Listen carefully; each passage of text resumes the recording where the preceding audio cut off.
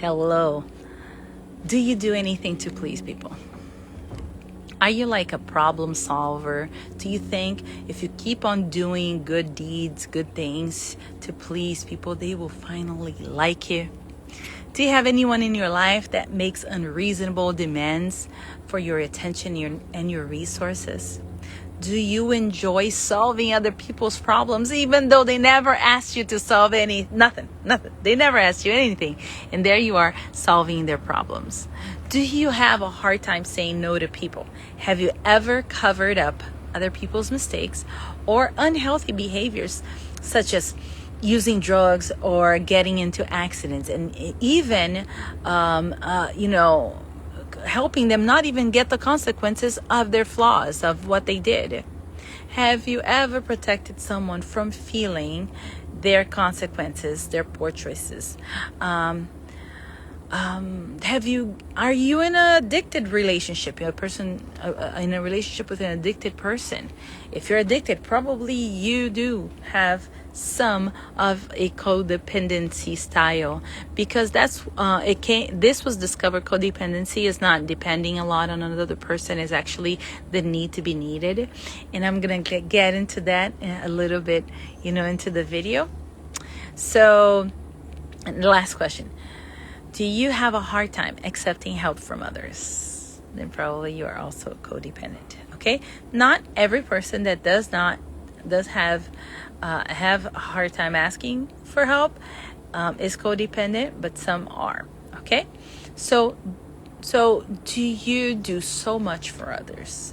You do so much and you help them so much and you help and you help and you help, and then all of a sudden you ask something from them and then they go, I'm not going to do that. I can't do that. And then you get mad. You go to anger, and then you go, well, then after everything I did for you, and then you say no to me, I can't believe it. It's such a betrayal. So I did so much for you and all this stuff. So the person ends up trying to do the job and everything. They try to do everything, do it all. But you can't do it all. You need other people. And then so whenever that doesn't happen, then they victimize themselves.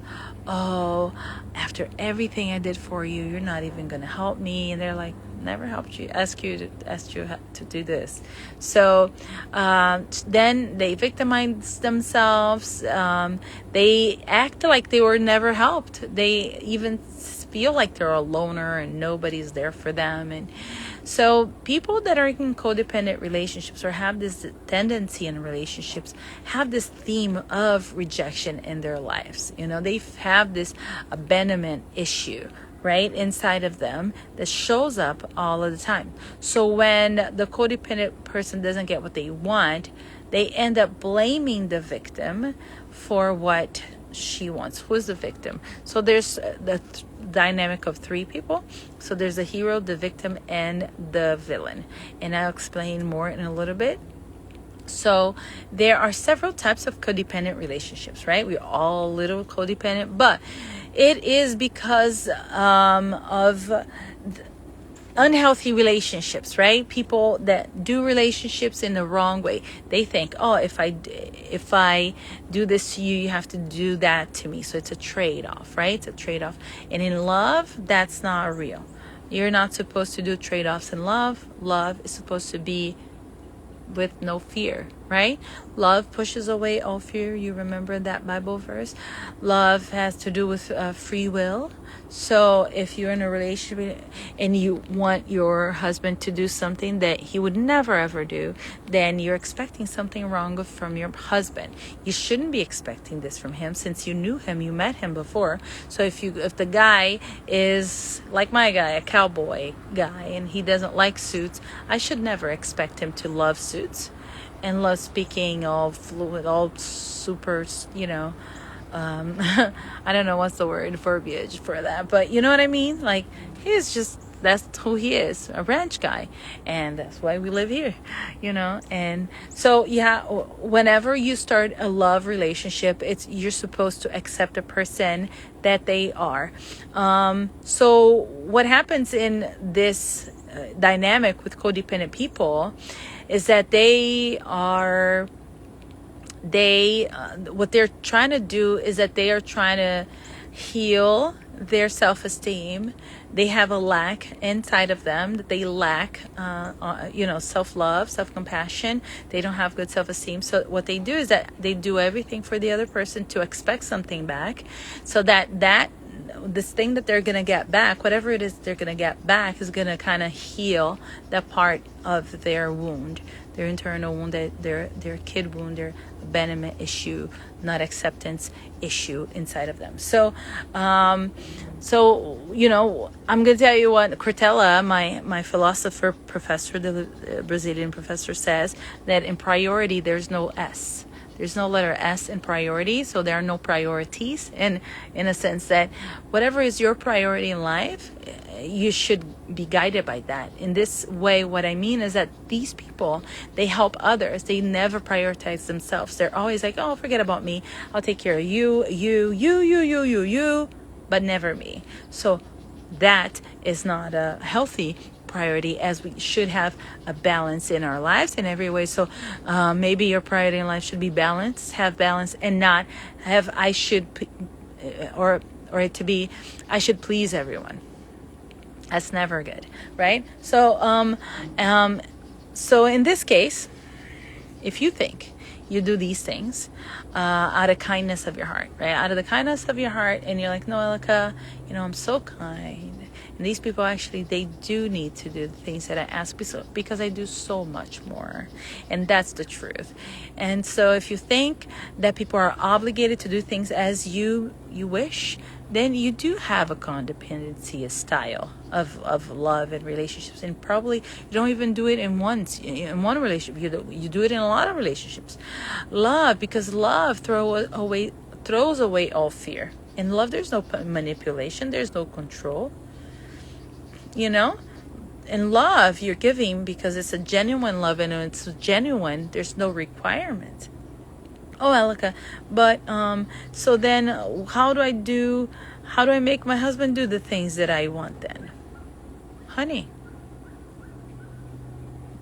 don't. If he doesn't do it, he doesn't do it. Oh, but things are not going to get done.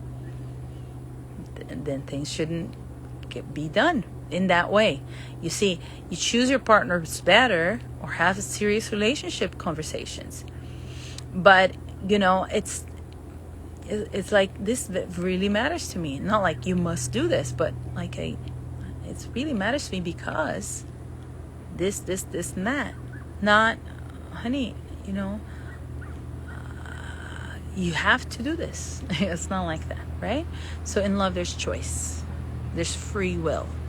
Just like God gives us free will.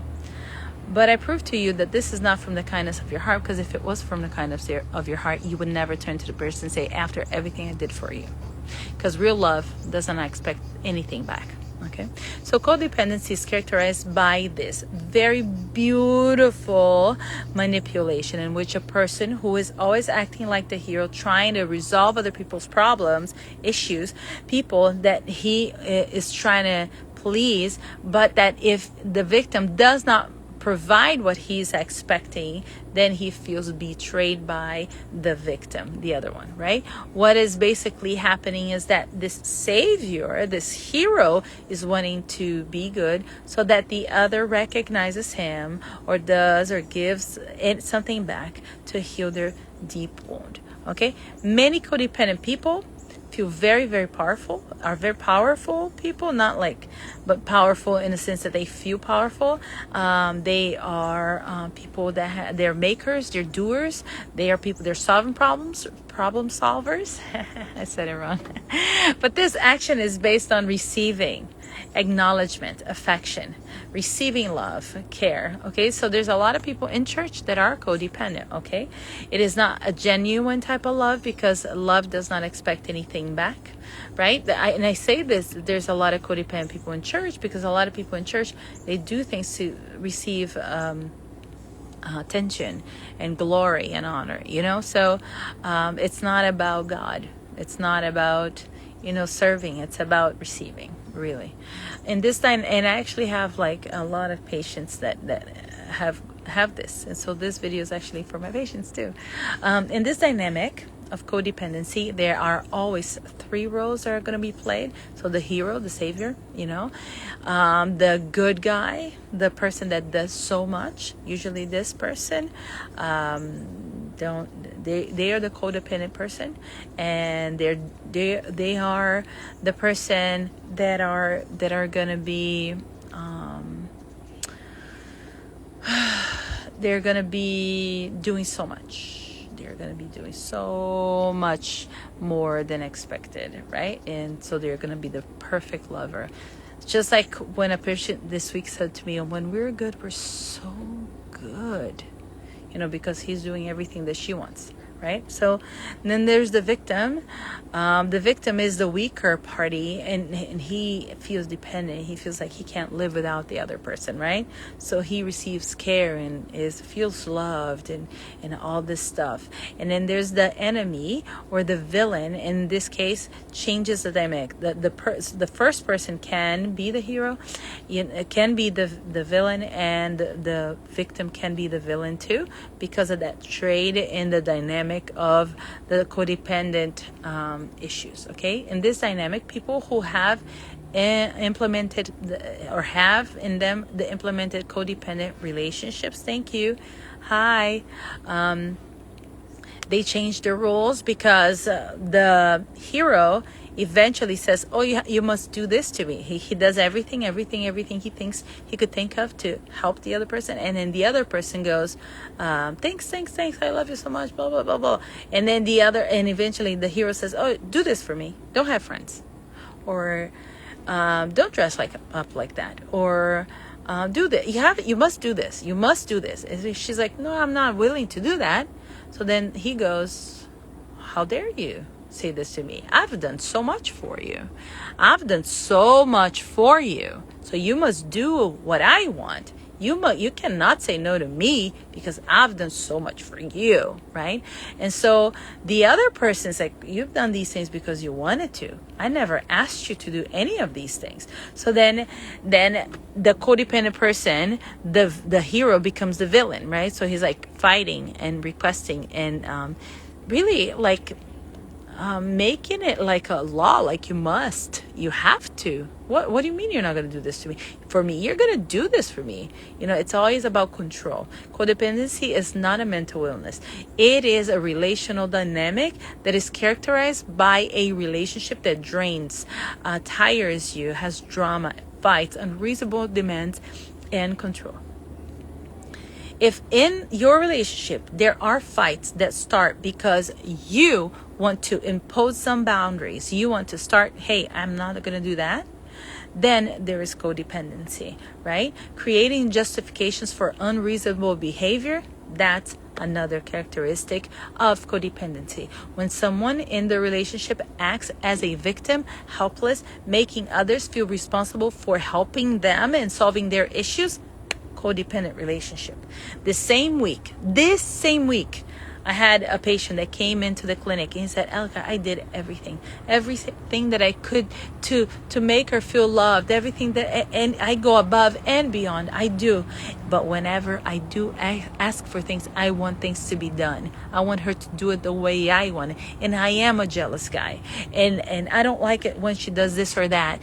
And, so then what he does is that he gets into fights. She doesn't do what he wants, and then he starts, walking, leaves the house, starts walking. He had just done a surgery, and he was like, how when you just have a surgery, you're like bleeding a little bit and stuff. He walked for hours to his home.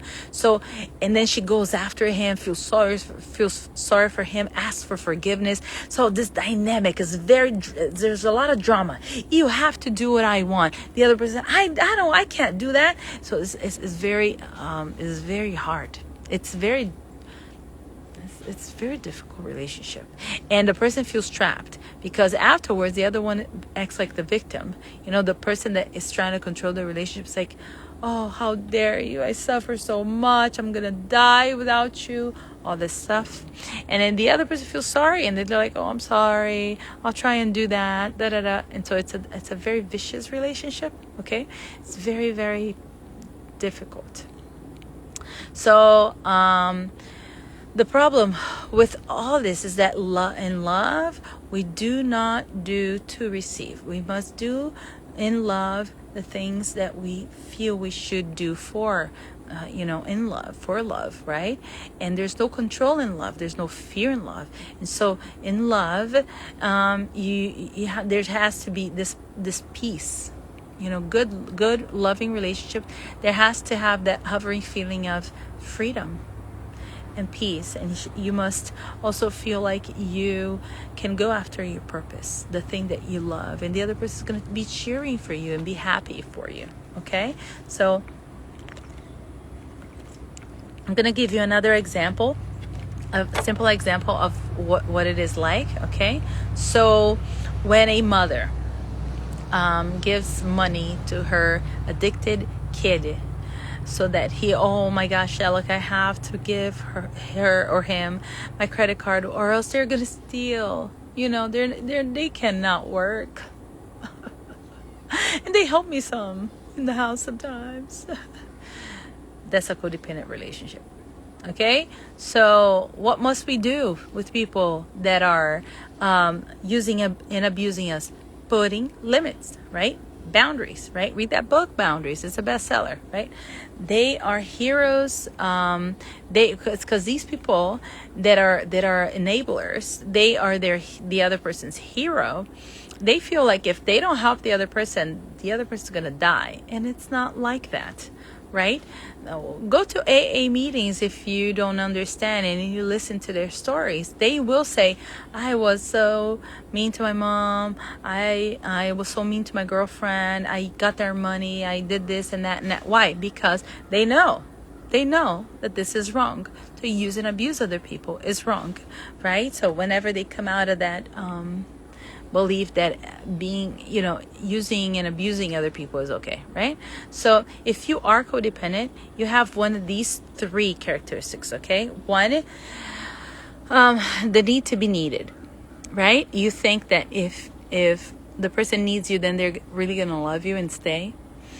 Number two, the fear of being abandoned, right? And number three, they feel validated for saving someone. Welcome. Thank you for the hearts.